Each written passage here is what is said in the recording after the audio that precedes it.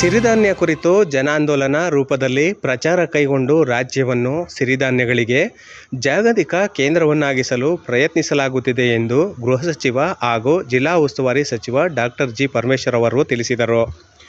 ಜಿಲ್ಲಾಡಳಿತ, ಜಿಲ್ಲಾ ಪಂಚಾಯಿತಿ ಹಾಗೂ ಕೃಷಿ ಇಲಾಖೆ ಸಹಯೋಗದಲ್ಲಿ ನಗರದ ಸರ್ಕಾರಿ ಜೂನಿಯರ್ ಕಾಲೇಜು ಮೈದಾನದಲ್ಲಿ ಸೋಮವಾರ ಹಮ್ಮಿಕೊಂಡಿದ್ದ 2 ದಿನಗಳ ಜಿಲ್ಲಾ ಮಟ್ಟದ ಸಿರಿಧಾನ್ಯ ಹಬ್ಬ ಹಾಗೂ ಸಿರಿಧಾನ್ಯ ಉತ್ಪಾದಕರು ಮತ್ತು ಮಾರುಕಟ್ಟೆದಾರರ ರಾಜ್ಯ ಮಟ್ಟದ ಕಾರ್ಯಾಗಾರವನ್ನು ಒನಕೆಯಲ್ಲಿ ಭತ್ತ ಕುಟ್ಟುವ ಮೂಲಕ ಉದ್ಘಾಟಿಸಿ ಮಾತನಾಡಿದ ಅವರು, ಸಿರಿಧಾನ್ಯಗಳು ಹೆಚ್ಚಿನ ರೋಗ ನಿರೋಧಕ ಶಕ್ತಿಯೊಂದಿಗೆ ಹೇರಳವಾದ ಪೋಷಕಾಂಶವನ್ನು ಹೊಂದಿವೆ.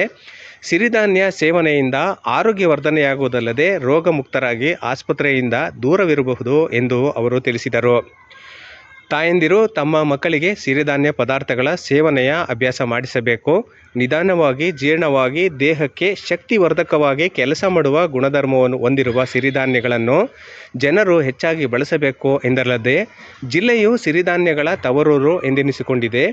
ಜಿಲ್ಲೆಯ ಸುಮಾರು 1400 ಹೆಕ್ಟೇರ್ ಪ್ರದೇಶದಲ್ಲಿ ಸಾಮೆ, ನವಣೆ, ಕೊರ್ಲೆ, ಹಾರಕ, ಸಜ್ಜೆಯಂತಹ ಸಿರಿಧಾನ್ಯಗಳನ್ನು ಬೆಳೆದು ಅಂದಾಜು 4.95 ಲಕ್ಷ ಟನ್ ಸಿರಿಧಾನ್ಯವನ್ನು ಉತ್ಪಾದಿಸಲಾಗುತ್ತಿದೆ. ಸಿರಿಧಾನ್ಯ ಬೆಳೆಯ ವಿಸ್ತೀರ್ಣವನ್ನು ಹೆಚ್ಚಿಸುವ ನಿಟ್ಟಿನಲ್ಲಿ ರೈತರಿಗೆ ಮಾರ್ಗದರ್ಶನದೊಂದಿಗೆ ಉತ್ತೇಜನ ನೀಡಬೇಕು ಎಂದು ಕಾರ್ಯಕ್ರಮದಲ್ಲಿ ಅಧಿಕಾರಿಗಳಿಗೆ ಸೂಚನೆ ನೀಡಿದರು. ಕಾರ್ಯಕ್ರಮದಲ್ಲಿ ಜಿಲ್ಲಾಧಿಕಾರಿ ಶುಭ ಕಲ್ಯಾಣ್ ಅವರು, ಜಿಲ್ಲಾ ಪೊಲೀಸ್ ವರಿಷ್ಠಾಧಿಕಾರಿ ಕೆ.ವಿ. ಅಶೋಕ್, ಜಿಲ್ಲಾ ಪಂಚಾಯಿತಿ ಮುಖ್ಯ ಕಾರ್ಯನಿರ್ವಾಹಕ ಅಧಿಕಾರಿ ಜಿ. ಪ್ರಭು, ರಾಜ್ಯ ಮಟ್ಟದ ಕೃಷಿ ಅಧಿಕಾರಿಗಳು, ಜಂಟಿ ಕೃಷಿ ನಿರ್ದೇಶಕ ಡಾಕ್ಟರ್ ಎನ್. ರಮೇಶ್ ಮತ್ತಿತರ ಇಲಾಖೆಯ ಅಧಿಕಾರಿಗಳು ಉಪಸ್ಥಿತರಿದ್ದರು. ಸಿರಿಧಾನ್ಯ ಉತ್ಪಾದಕರು, ಮಾರುಕಟ್ಟೆದಾರರು ಸೇರಿದಂತೆ ಮತ್ತಿತರರು ಉಪಸ್ಥಿತರಿದ್ದರು.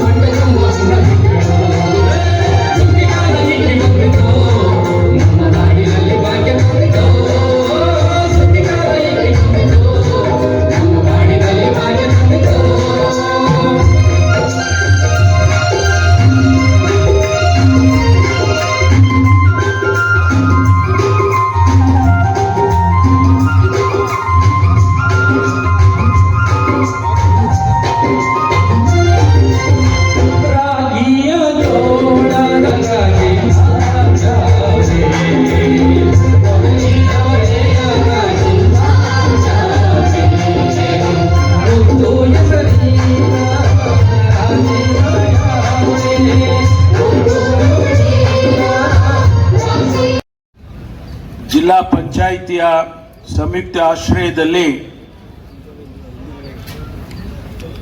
ಜಿಲ್ಲಾ ಮಟ್ಟದ ಸಿರಿಧಾನ್ಯದ ಹಬ್ಬ ಮತ್ತು ಆ ಉತ್ಪಾದಕರು, ಮಾರುಕಟ್ಟೆದಾರರ ಕಾರ್ಯಾಗಾರ ಇವತ್ತು ಬಹಳ ಸಂತೋಷದಿಂದ ನಾನು ಉದ್ಘಾಟನೆ ಮಾಡಿದ್ದೇನೆ. ಈ ಉದ್ಘಾಟನಾ ಕಾರ್ಯಕ್ರಮದಲ್ಲಿ ಅಧ್ಯಕ್ಷತೆಯನ್ನು ವಹಿಸಿರ್ತಕ್ಕಂಥ ನಮ್ಮೆಲ್ಲರ ಅಚ್ಚುಮೆಚ್ಚಿನ ತುಮಕೂರು ನಗರದ ಶಾಸಕರು, ಆತ್ಮೀಯರಾಗಿರ್ತಕ್ಕಂಥ ಸನ್ಮಾನ್ಯ ಶ್ರೀ ಜ್ಯೋತಿ ಗಣೇಶ್ ಅವರೇ, ಮತ್ತೋರ್ವ ತುಮಕೂರು ಗ್ರಾಮಾಂತರ ವಿಧಾನಸಭೆಯ ಕ್ಷೇತ್ರದ ಶಾಸಕರು ಮತ್ತು ಆತ್ಮೀಯರಾಗಿರ್ತಕ್ಕಂಥ ಮಾನ್ಯ ಸುರೇಶ್ ಗೌಡ ಅವರೇ, ಕೃಷಿ ಇಲಾಖೆಯ ಜಲಾನಯನ ಅಭಿವೃದ್ಧಿ ಇಲಾಖೆಯ ಅಧ್ಯಕ್ಷರಾಗಿರ್ತಕ್ಕಂಥ ನಿರ್ದೇಶಕರಾಗಿರ್ತಕ್ಕಂಥ ಮಹಮ್ಮದ್ ಪರ್ವೇಜ್ ಬಂತನಾಳ ಅವರೇ, ನಮ್ಮ ಜಿಲ್ಲೆಯ ಜಿಲ್ಲಾಧಿಕಾರಿಗಳಾದ ಶ್ರೀಮತಿ ಶುಭಾ ಕಲ್ಯಾಣ್ರವರೇ, ಮುಖ್ಯ ಕಾರ್ಯನಿರ್ವಹಣಾ ಅಧಿಕಾರಿಗಳಾದ ಮಾನ್ಯ ಪ್ರಭು ಅವರೇ, ಕೃಷಿ ಇಲಾಖೆಯ ಜಂಟಿ ನಿರ್ದೇಶಕರಾಗಿರ್ತಕ್ಕಂಥ ಡಾಕ್ಟರ್ ರಮೇಶ್ ಅವರೇ, ಜಿಲ್ಲೆಯ ಪೊಲೀಸ್ ವರಿಷ್ಠಾಧಿಕಾರಿಗಳಾಗಿರ್ತಕ್ಕಂಥ ಮಾನ್ಯ ಅಶೋಕ್ ಅವರೇ, ರೈತ ಕುಟುಂಬದಿಂದ ಬಂದಂಥವರು,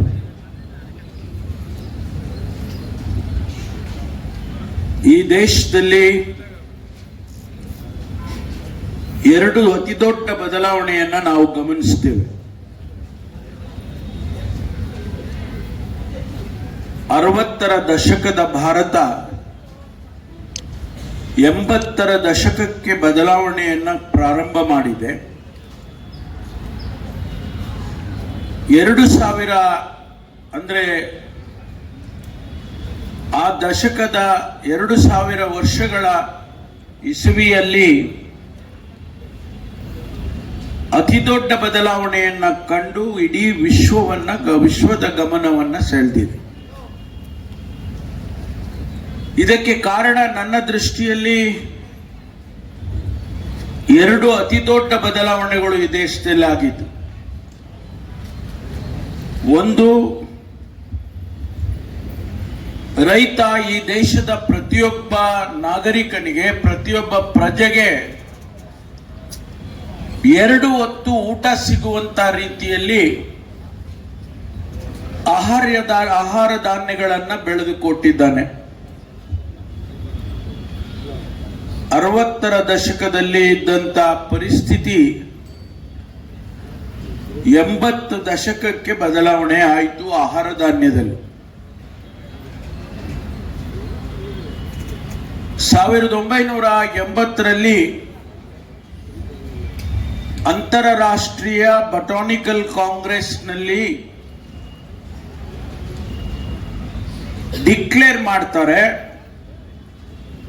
India is self sufficient in food grains.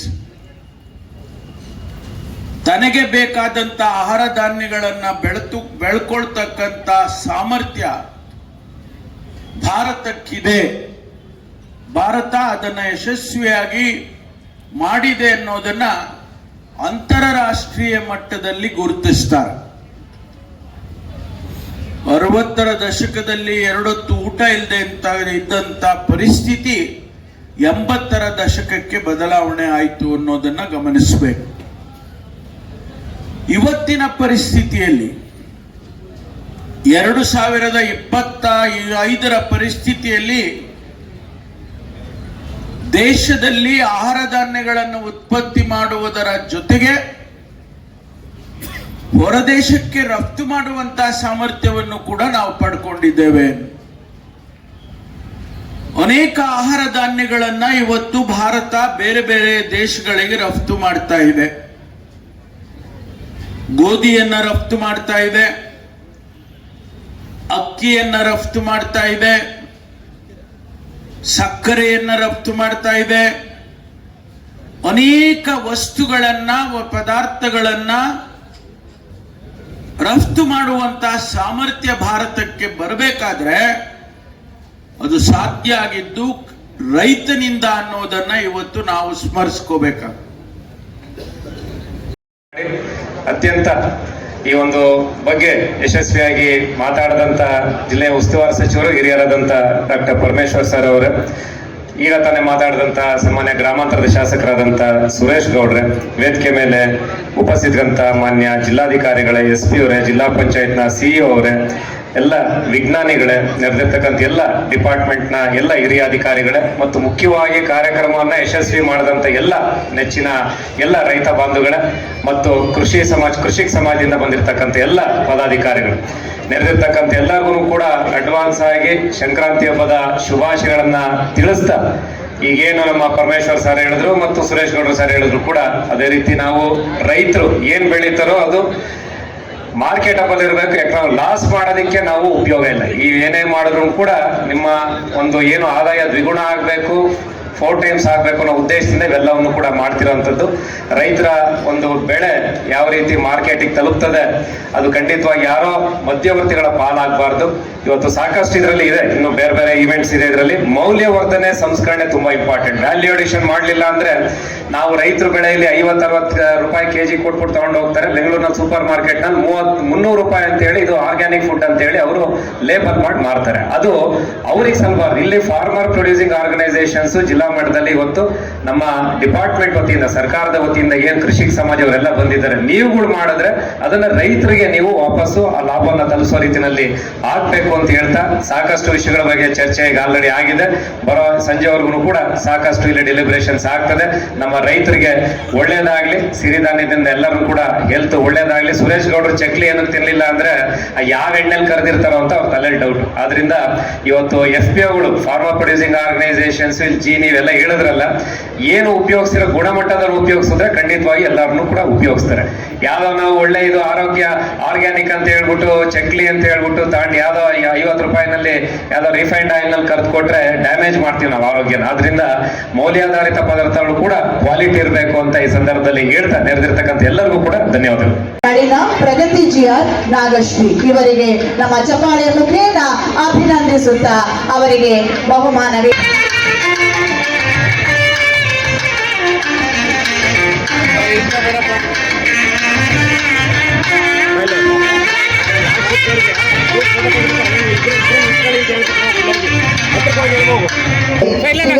ಅಪೌಷ್ಟಿಕತೆ ದೂರವಾಗುತ್ತೆ, ತೂಕವನ್ನ ಕಡಿಮೆ ಮಾಡಿಕೊಳ್ಬಹುದು.